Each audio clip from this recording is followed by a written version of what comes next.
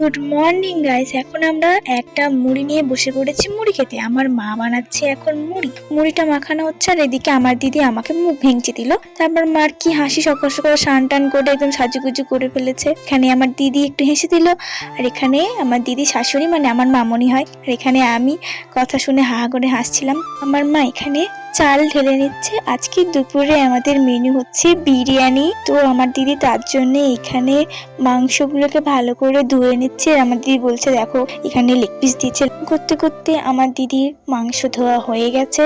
মাংস ধোয়ার পর আমার মা এখানে বসে গেছে আনাজ কাটার জন্য। যা যা বিরিয়ানি করতে লাগবে তা কেটে নিয়েছে। এখানে আমার দিদি আদা রসুন পেস্ট করতে, তারপরে আমাকে কাজু কিশমিশ খেতে দিয়েছিল, আমি একটু কাজু কিশমিশ খেয়ে নিয়েছি। এখানে হয়ে গেছে ভাত হওয়ার পর আমি মাখিয়ে নিচ্ছিলাম মাংসটাকে, ভালো করে মাখিয়ে নিলাম। টক দই টারু দিয়ে সবকিছু ভালো করে মাখিয়ে নিয়েছি। তো আস্তে আস্তে মাখাচ্ছিলাম। মাখাতে আমি আমার মার সাথে গল্প করছি যে আমিও তোমাদের সাথে থাকতে থাকতে কিছু কিছু শিখে যাবো। আর হ্যাঁ, আজকে বিরিয়ানিটা হচ্ছে আমার দাদা ভাইয়ের জন্য। এখানে মামুনি দাদা ভাইকে এখন আশীর্বাদ করে নিচ্ছে, কারণ হচ্ছে আজকে আমার দাদা ভাইয়ের বার্থডে।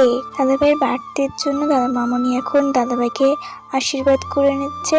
আশীর্বাদ করার পর আমার মা আশীর্বাদ করবে। এখানে দাদা ভাই মামুনিকে প্রণাম করে নিল, তারপরে মামুনি পায়েস খাইয়ে দিল। বার্থডেতে তো পায়েস খাওয়াতেই হয়। এখন আমার মা দাদা ভাইকে আশীর্বাদ করে নিচ্ছে। তো তোমরা কন্টিনিউ ভিডিওটা দেখতে থাকো।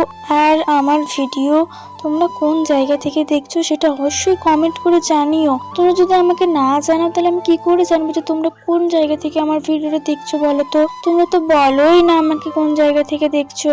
এখন আমার মায়ের আশীর্বাদ করা হয়ে গেছে, আর এখন আমার দাদাভাই বসে গেছে লাঞ্চ করার জন্য। তো আমার দাদাভাই বিরিয়ানি খেতে খুবই ভালোবাসে, আমিও ভালোবাসি। তো এখন আমরাও খেতে বসে গেছি। আর আজকের বিরিয়ানিটা বানিয়েছে আমার মা, তাই আমার দিদি চেটে পুটে খেয়ে নিচ্ছে, এত ভালো লেগেছে। আর এখানে আমার মা দেখাচ্ছে আমার মা হাড্ডি খাচ্ছে, সেটা নিয়ে হাসাহাসি করছিল।